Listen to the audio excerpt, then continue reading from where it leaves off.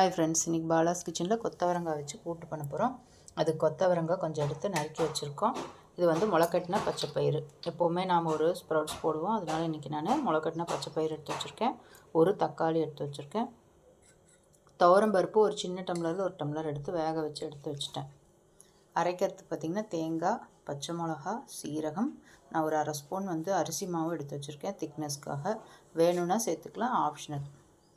உப்பு, மஞ்சப்பொடி, பெருங்காயப்பொடி, இதுதான் தேவையான பொருட்கள். சீக்கிரமாக பண்ணிடலாம் இந்த கூட்டை. இப்போ நம்ம இந்த கொத்தவரங்காய், பச்சைப்பயிறு, தக்காளியை வேக வச்சுக்கலாம்.